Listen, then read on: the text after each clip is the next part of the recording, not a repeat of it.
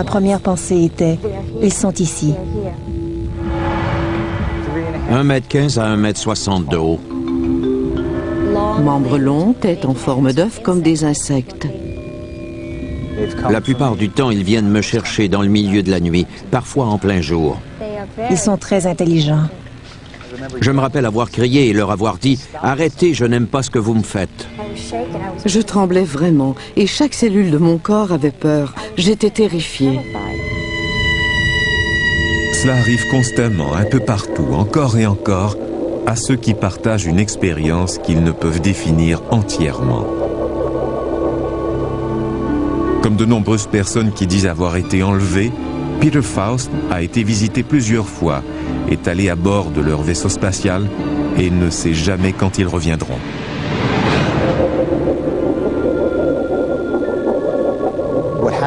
Je suis frappé par une lumière, puis je suis habituellement transporté à bord d'un vaisseau spatial et étendu sur une table. Ces êtres me regardent, me sondent.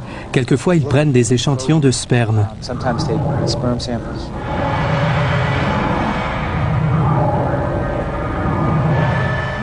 Ils regardent dans mes yeux, mes oreilles, des choses comme ça. Ensuite, ils me portent habituellement dans une autre salle où on me présente littéralement des événements de la Terre. Ils m'ont montré l'avenir de la planète, des événements cataclysmiques.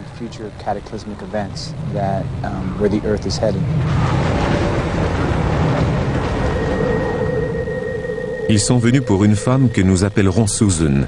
Ses enfants les ont vus aussi. Comme bien d'autres, elle craint de parler ouvertement de ce qui lui est arrivé.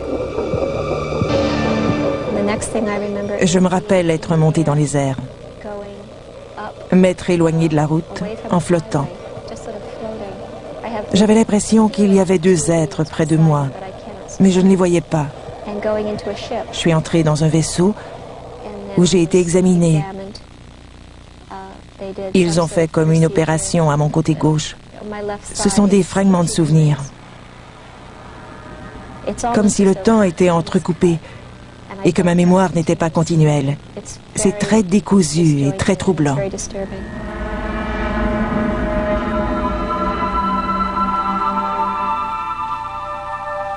Joan Victoria, directrice du marketing, dit qu'elle est visitée depuis son enfance. Ils étaient 5, ces genres de petites créatures vivantes. Et je me rappelle avoir couru vers la porte arrière de la maison de mes parents pour y entrer, puis de m'être élevée. Je me sentais très à l'étroit et il faisait noir. Par la suite, j'ai vu un fin rayon de lumière pour réaliser que je me dirigeais vers celui-ci.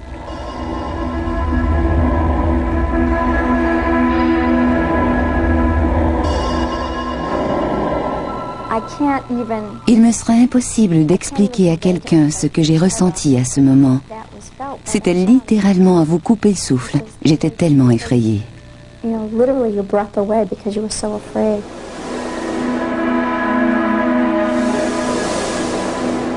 Le docteur John Mack est un psychiatre reconnu de Harvard et récipiendaire du prix Pulitzer. Risquant de perdre sa réputation et sa carrière, il avoue publiquement qu'il a plus de 90 patients qui ont été enlevés par des extraterrestres.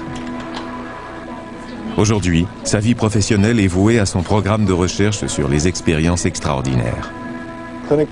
Cliniquement parlant, je crois qu'ils disent la vérité. Qu'ils n'ont pas entendu cette histoire d'une autre source ou subi quelques traumatismes. C'est un fait. Et lorsque je demande à mes critiques de prouver, de tenter de trouver une explication à tout ce phénomène, ils se taisent. Chacun d'entre eux se croit seul et espère être diagnostiqué avec un trouble mental. Ils découvrent pourtant qu'ils partagent une extraordinaire réalité avec des centaines d'autres, chaque histoire étant identique à toutes les autres. I mean, you put me through psychological testing to rule out delusions, to rule out sexual abuse or child abuse or any psychosis or neurosis that the normal psychiatric community would say were the reasons for these memories. Yes, actually you came out healthier than the average of the population, I want you to know. You know both sides of it. Un des points les plus convaincants pour le Dr Mack est que tous racontent la même histoire. Plusieurs ont des souvenirs conscients de leurs enlèvements, d'autres ne s'en souviennent qu'en partie. Mais avec la régression hypnotique du Dr Mack, les souvenirs deviennent très réels.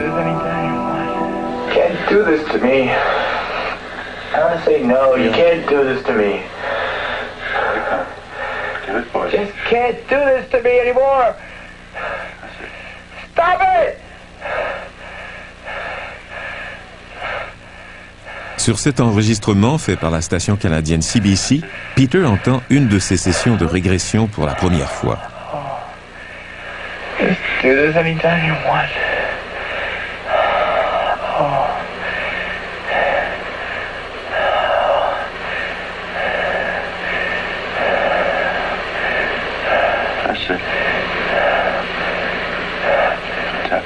They're taking me.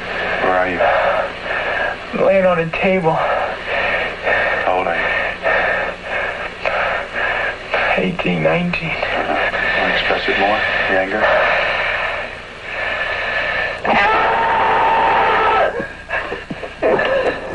C'est un traumatisme à 4 niveaux. Premièrement, parce que la chose en elle-même est très troublante. Le fait de vous enlever contre votre gré et de subir ces opérations aussi agressantes qu'un viol. C'est aussi à cause de l'isolation que ces gens ressentent. Ils ne peuvent en parler. Leurs parents disent qu'ils ont fait un mauvais rêve. Troisièmement, d'un point de vue philosophique, cela va à l'encontre de l'opinion publique. Ce n'est pas censé exister, c'est au-delà de l'extraordinaire, c'est impossible. Finalement, cela peut se reproduire n'importe quand. Ce n'est pas comme les autres traumatismes qui sont passés une fois pour toutes. Ils peuvent être vécus de nouveau.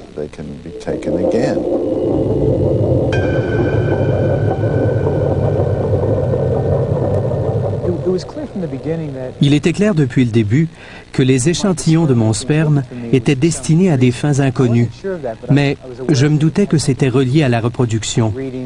J'ai réalisé plus tard qu'en quelque sorte, je me reproduisais. Ils m'ont montré des enfants à demi humains et à demi extraterrestres, et ils m'ont dit qu'ils étaient les miens. D'après ce que j'ai entendu des autres, il semble exister un programme étendu de reproduction en cours. Susan prétend avoir porté des extraterrestres. J'ai commencé à prendre du poids après 4 mois et il n'y avait plus de doute. Je sentais le bébé qui bougeait et qui donnait des coups. J'avais du colostrum.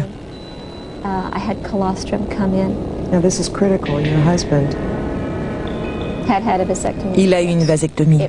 Naturellement, ce n'était pas son enfant et je suis une personne très fidèle. Je n'avais aucune explication à lui donner. Entre le moment où j'ai vu le Dr Mack et celui où j'ai vu mon gynécologue, le bébé a été enlevé. Je me suis réveillée le matin en sachant que le bébé était parti. Susan dit que chaque membre de sa famille a vu les extraterrestres. Ma fille a fait une rencontre lorsqu'elle s'est réveillée aux alentours de 7 heures le matin et a vu un extraterrestre gris debout dans sa chambre. J'ai été éveillée par ses cris. Lorsque quelque chose arrive à mon fils, typiquement, il m'arrive la même chose la même nuit. Et il me parle du petit bonhomme qui est venu. Susan dit que son mari ne l'a cru que lorsqu'il a lui-même vécu une expérience semblable. Au début, mon mari ne me croyait pas, puisqu'il dormait près de moi et ne voyait rien. Pendant environ 6 mois, j'ai tenté de le convaincre. Finalement, quand j'ai atteint mon plus haut degré de frustration, ils sont venus dans notre chambre une nuit et se sont montrés à lui. Depuis cette nuit-là, il est un fidèle supporter. Il croit qu'il les a vus. Jamie, la femme de Peter, doit faire face à un choix impossible. Soit que son mari est fou, ou que l'expérience est réelle. Une expérience si profonde qu'elle en est exclue, peut-être pour toujours. Je crois que ce qui m'a affecté le plus était de sentir son éloignement de notre relation et d'apprendre qu'il y avait une extraterrestre femelle avec laquelle Peter était lié. Je lui disais parfois, « J'ai l'impression que tu n'es pas avec moi. Avons-nous une relation ensemble ou quoi ?»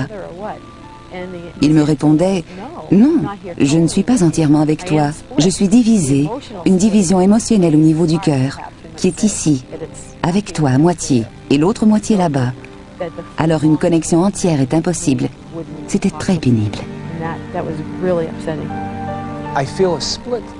Je me sens divisé très souvent entre ici, mon engagement envers ma vie et Jamie, ma profession, mes amis, ma famille et tout ce que je connais, ce pourquoi je travaille sur la Terre.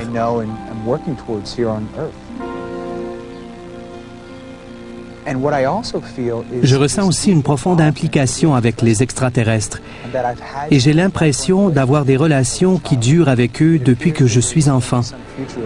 Il semble qu'il y aura un événement dans lequel j'aurai un rôle à jouer et quand ce moment arrivera, je ne sais pas ce que je ferai. C'est un conflit constant avec mon mariage, ma profession, ma vie, mon existence. Et je dois me rappeler sans cesse que je suis Peter, que je suis marié, je suis humain, je vis ici, j'ai un emploi, des clients. C'est ce qui est important aujourd'hui. Et si les extraterrestres viennent, je verrai. Une intelligence entre dans notre monde que nous ne contrôlons pas. Ce n'est pas simplement une projection de l'esprit humain. Cette intelligence a une raison d'être. Intelligence has a purpose of some sort.